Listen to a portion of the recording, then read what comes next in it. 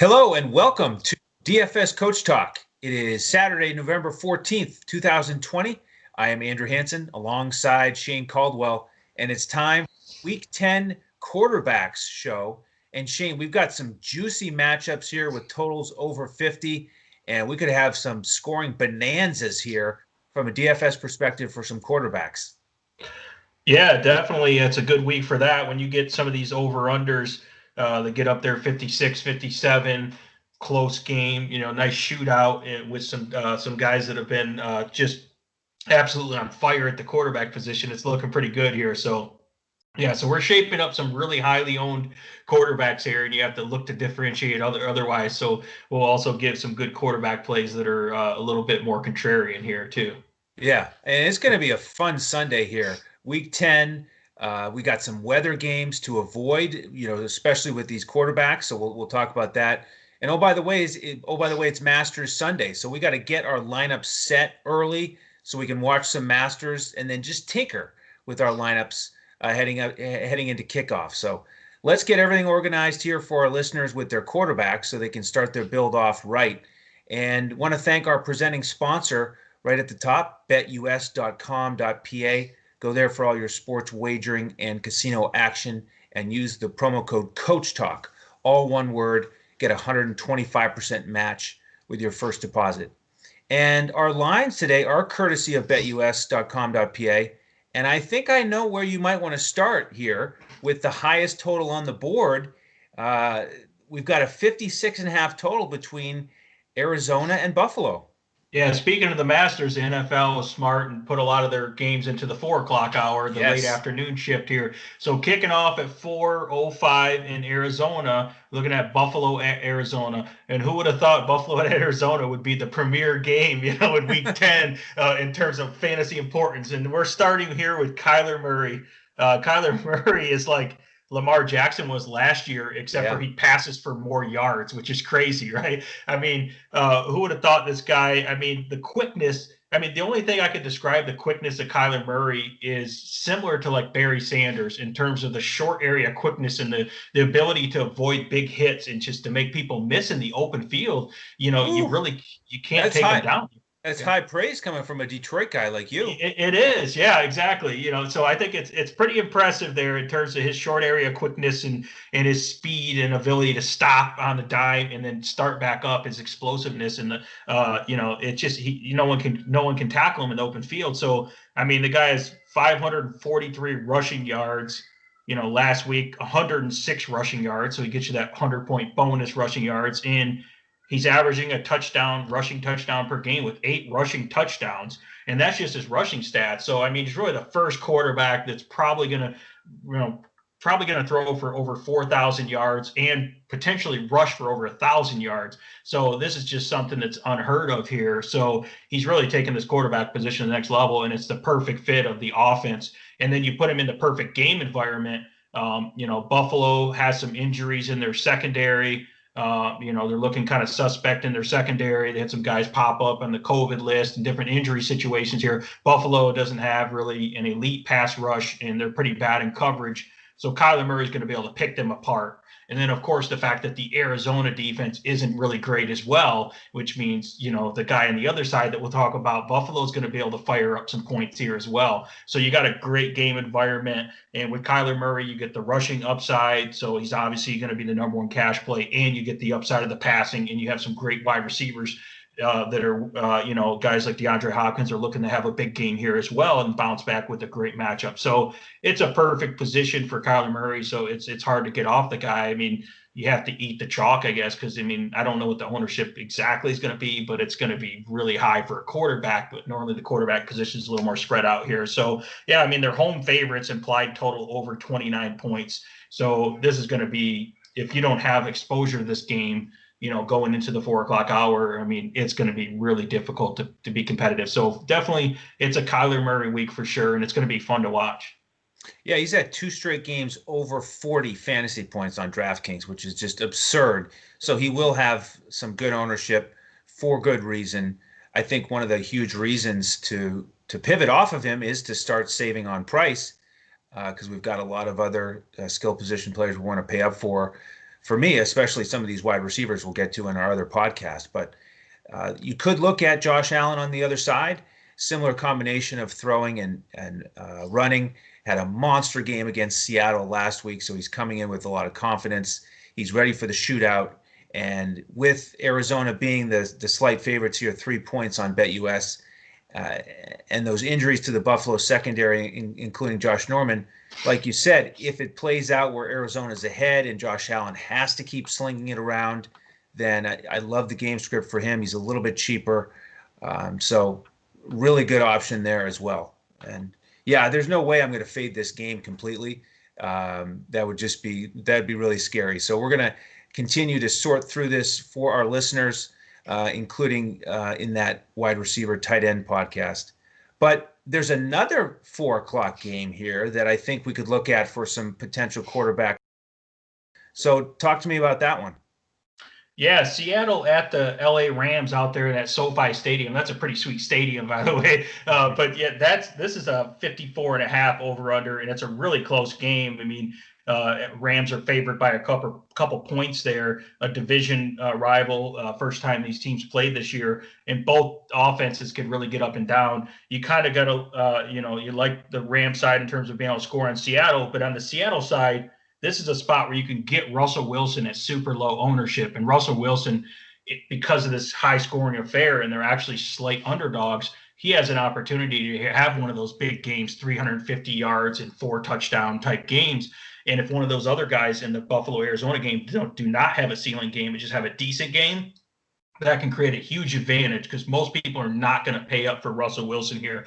If you just look at who the Rams have played, I know they're ranked really high against the quarterback position in the passing game, and they have a great defense. Everyone knows that. But if you look at like the last like 5 or 6 games they played guys like Daniel Jones, who isn't great.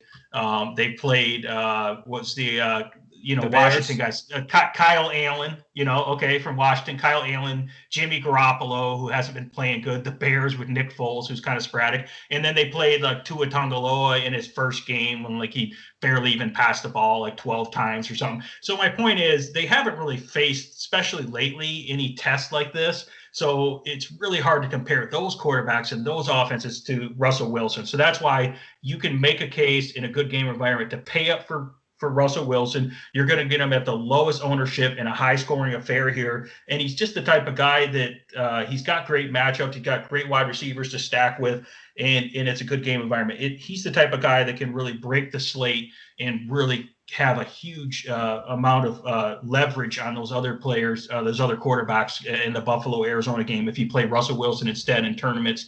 And like I said, the other guys just for some reason have just an average game or maybe throw a couple interceptions. So I think Russell Wilson's in play here, and you can really he's expensive, but he's definitely worth it. I mean he's the most expensive guy on FanDuel at 8,900. So think about how low the ownership's going to be there. No one's going to say, hey, the Rams are a tough matchup. I want to pay 8,900 for Russell Wilson. But we've seen Russell Wilson. He's still probably one of the favorites for the MVP this year. So I think you can pay up to be contrarian here with Russell Wilson against the Rams. Well, there you go. I mean, it's a nice GPP approach. I like the point you made about the matchups that the Rams have faced. Certainly no Russell Wilson's in that list of quarterbacks that you were describing. And Shane is a GPP guy. If you're new to the program, he tied for first in that NBA Millie Maker this summer. So he's got that great GPP mindset, looking for low ownership. That would certainly be a way to get Russell Wilson at low ownership. But I do think I prefer Goff on the other side, which is hard to say. I don't like saying I prefer Goff over Russell Wilson in any context, but because it's such a price savings and because that Seattle pass defense is so bad and they've got a couple corners out, so they could be even worse, and you can't get worse than 32nd, which is what they are in terms of yards allowed. And then you throw on top of it the fact that the Rams are coming off a bye, they're at home, so McVay he's had 2 weeks to game script this one. It's a division game, like you said, they need the win. And the other bonus here is that it's not a primetime game, so it shouldn't be too much pressure for Goff. Just a regular old 4 o'clock start out on the West Coast. So it's just a great scenario for Goff. And if he can't smash here, then I don't think he ever can. So I like Goff. All right, Definitely. Shane, if we skip these two games, anyone else that you would consider? Well, you got to get a little more contrarian here if you're thinking GPP mindset. There's another guy that I think he's getting a lot of his weapons back, and he's in a good position here, and that's Carson Wentz. I know Carson Wentz has been a little iffy this year. He's been up and down. Last time he faced the Giants, he threw for 359 yards, two passing touchdowns, and he got a rushing touchdown. So I think he's capable of a similar game, if not better, even better than that. I like his receivers. I really like Travis Fulgham, and I think Jalen Rager's coming on strong. I mean, Alshon Jeffrey's going to be in the mix, maybe on a limited basis. I like Dallas Goedert, and he has Miles Sanders back, so that's good. I think overall the Philadelphia offense is getting healthy at the right time, and I think the Giants are a decent defense, but I think Carson Wentz can really pick them apart here. And he does get some rushing yards as well. And you're going to be able to get a discount. I think over on DraftKings, Carson Wentz is only 5,900, which is a pretty darn good price there. He's only 7,500 on FanDuel too, so you're going to be able to get a discount on him and get super low ownership. And I think that offense is going to operate and score a ton of points here. And they are favorites on the road here. So I like Carson Wentz as one of those super low owned guys that could really have a big game here. And I like the direction he's heading. And people forget that it was only a few years ago that he was looking like an MVP candidate. So really not that long ago. And I think he can down the stretch here can really improve and get back to his MVP form. Yeah, Philly, the 3-point favorites on the road on betus.com.pa in a lower total, 44.5. So another reason you get lower ownership on Wentz. So speaking of GPPs, here's one for you. Ben Roethlisberger, Big Ben, and the Steelers are home against Cincinnati this week. 7-point favorites, over under 46 on BetUS. And this is a wind game, so I'm a little concerned about it. Right now, the projections are that around kickoff, it'll be around 22-mile-an-hour winds, and by the end of the game, down to about 17 miles an hour. So right at that 20-mile-an-hour marker that we really pay attention to. So, the thing with Big Ben is he does use tight ends and running backs and short passes across the middle. So even if it is around 20 miles an hour, I think he can be productive through the air against a poor Cincinnati defense. He's not my favorite play on the slate, but multiple lineups, I think he's an option for you in a GPP. Amazing 3 wide receiver set that he has too, with now Claypool and Deontay Johnson, and who'd have thought Juju might be the 3rd best on the team for Big Ben. He's got some great weapons there. A lot of weapons. Yeah. And the wind's nothing compared to Cleveland, right? That's right. That's right. Green Bay. I got one more for us. Another one. How about we go back to the rookie here, Justin Herbert? He's a guy that just the gift that keeps on giving here. Really his bad games are like 20 fantasy points, and he's got that, 35 to 40 fantasy point upside. Pretty good game environment going up against his fellow rookie there, Tua. He's going to want to prove that he was the superior young guy here in that matchup, even though he's drafted after Tua. I know Miami at one point was looking at Justin Herbert in the draft evaluation process. They're underdogs on the road at Miami, so that should be a good game script. You can pass on Miami. I think they have really good corners, but it's a huge mismatch with guys like Keenan Allen. He's got Mike Williams. He's just got a lot of targets, and I like he runs around. He's just a playmaker. So Justin Herbert, I think, is in a great position here at that middle price point. He's not super cheap anymore, but I think in this game it could definitely turn into a shootout, and he has a great. Pretty good matchup here. Miami doesn't have much of a pass rush at all, so Herbert's going to be able to just sit back there and pick them apart and make off-script plays as well. And I think he'll get some rushing yards here as well. If Tua can score on them on the other side, because the Chargers defense is pretty injured and not good as well, this could turn into a high-scoring affair with these 2 young guns going at it. So I like Justin Herbert as another kind of contrarian, lower-owned guy here. This is a highly concentrated ownership for these quarterbacks this week, but Herbert's another guy you can get to if you want to get a little lower ownership. And I'll give you one more to wrap it up. If you want to spend down at the quarterback position, you go to Drew Locke in a favorable matchup against Las Vegas's poor pass defense. They're getting points, 3.5, so he should have to pass it a bunch. Over unders 50.5 on BetUS.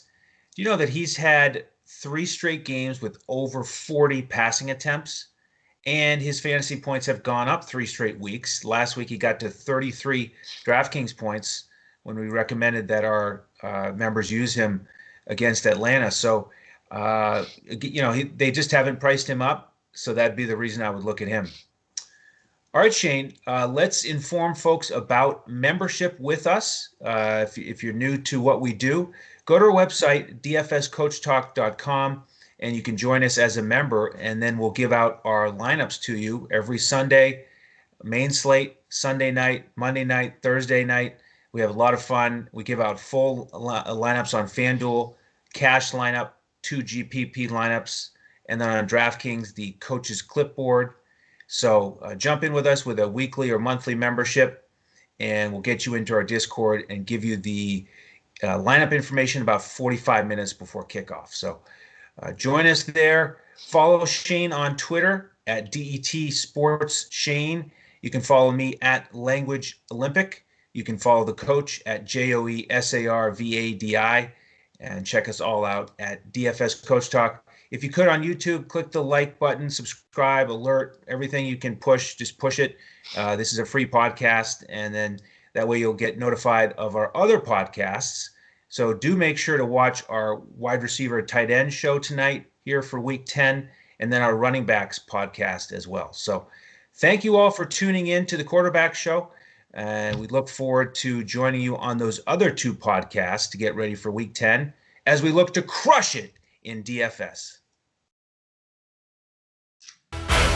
Wake up, sports bettors. Sports are in high gear at BetUS.com, so put down the beer and make every sporting event more exciting by putting stakes on the line at BetUS. Earn bragging rights over your friends as you rake in the cash from each week's betting action. But don't settle for any other book. Choose America's favorite sportsbook with over 25 trusted years in the industry, BetUS. You need a sportsbook with integrity and longevity, but more importantly, you need a sportsbook that pays. BetUS has your game with action on football, baseball, basketball, MMA, golf, horse racing, and even esports. No other sportsbook welcomes newcomers like BetUS with their jaw-dropping sign-up bonuses. Sign up now with promo code CoachTalk for 125% sign-up bonus up to $2,000. The best in the biz. Now you have the best book in the business with the best DFS provider in the business, Coach Talk. Create your account to make point spread bets, futures bets, prop bets, entertainment bets, live bets, and more. No other sportsbook is as committed to their members as BetUS. Sign up now and get in on the winning side of the ball.